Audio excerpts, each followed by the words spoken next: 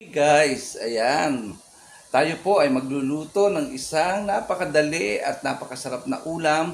Tayo po ay gagawa ng gulay na dish. Ito po ay sasaguhan natin ng manok.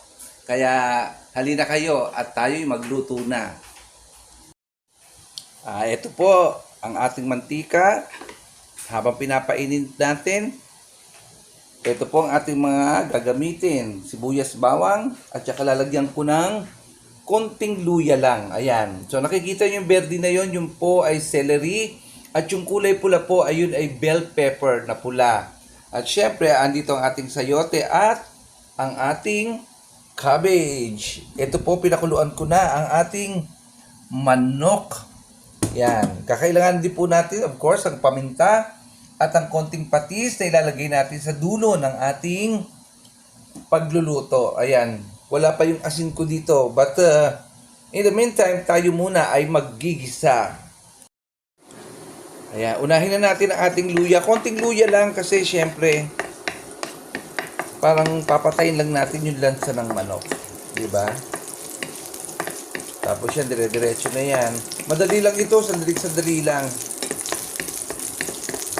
Yan. Kung napapansin po ninyo, kadalasan sa mga niluluto ko, yung mga lutuing easy recipe na napakadaling iluto at i-prepare. Kaya ito, sandali lang ito. Ito po ang ating ulam for today. Okay. O, pwede na yan. Lagyan na natin ang sibuyas, bawang. Alright. Sandali lang ito dahil ang ating manok po ay malambot na. Pinakuluan na natin. In 15 minutes or 20 minutes, luto na ito. Yan, lutuin lang natin ang ating sibuyas. Diba? Yung pong manok hindi na namin hinimay. Kami lang naman ang kakain. Ang mahalaga noon, yung ating manok, yung lasa ng ating manok ay napunta doon sa kanyang pinagpakuluan. Alright. Diba? So, ito na, pwede na yan, Ilagay na natin ang ating pinakulong manok. Sama na natin siyempre ang kanyang pinagpakuluang sabaw. Yan, diba? Okay. Kaya lang mainit ang kaldero. Nasaan ang aking pot holder? Ayun. Ayan, umuusok-usok pa, Dali lang, ha? So, ilagay na natin ang ating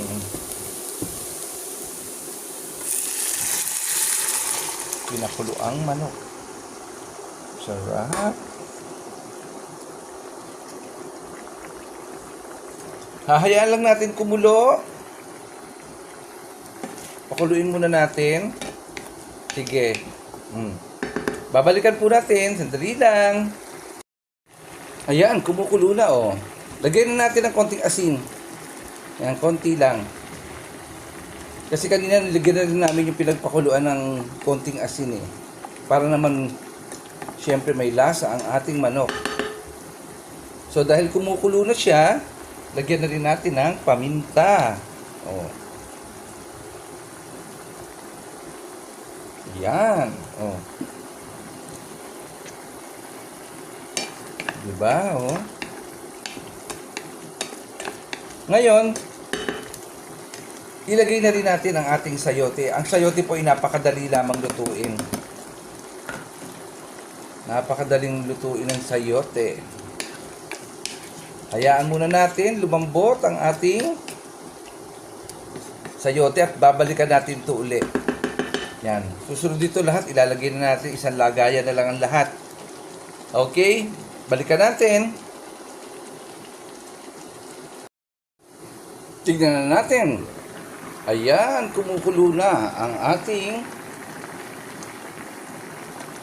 sayote. Sarap, Dinagdagan ko po ito ng isang basong tubig para naman may sabaw-sabaw. Yan. Subukan natin na pwede nyo po ito lagyan ng nor chicken cubes. Kahit isa lang para ma-enhance yung lasa. Kaya lang ngayon, naubusan na pala ako. Okay lang yun. Tignan natin, tikman natin. Hanap. Uy. Yan. Itaas natin ang konti sa pamamagitan ng patis. Ayan. Para madagdagan ang kanyang linamnam.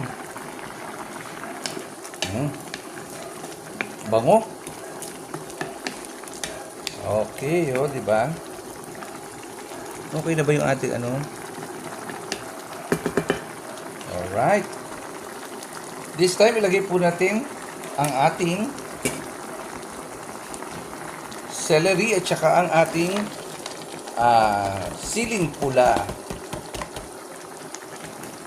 Ihuli na natin ang ating cabbage kasi napakadali lang maluto yung na yan yung cabbage na yan.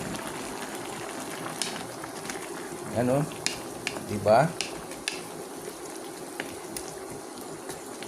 Kung gusto nyo po na medyo malapot-lapot ang inyong luto, pwede nyo rin ito lagyan ng cornstarch. Kaya lang, naubusan na rin ako ng cornstarch. Supposed to be lalagyan ko siya, pero optional lang naman. Nasa sa inyo yun, kung meron kayo diyang cornstarch, gusto nyo na medyo malapot ang inyong kakainin, ay di go lang. Di ba? Uy, ang bango, naaamoy ko na. Ilagay na natin ang ating cabbage. Ayan. Di ba naman? Sandaling-sandali na lang, luto na ang ating ginisang sayote na ang sahog ay manok.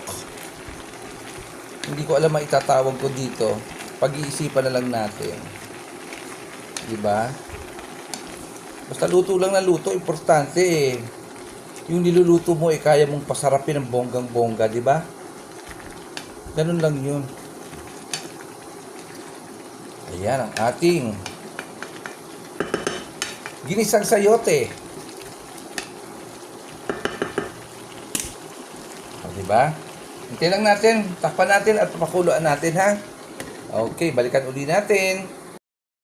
Okay, ayan na. Wow, sarap. Diba? Haluin na natin. Yan. Yung cabbage, huwag nyo masyadong niluluto kasi actually kinakain naman ng yan ng hilaw yan Kita nyo ngayon mga gumagawa ng coleslaw, diba? Hindi naman niluluto yun. Hinihiwa lang naman, nilipis na maliliit. Ayan, diba?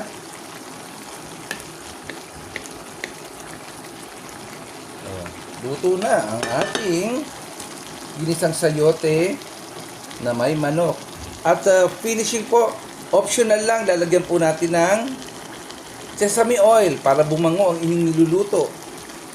At makadagdag ng konting flavor, kakaibang Kung meron lang naman kayo, lagyan ninyo. Kung wala, di wag na.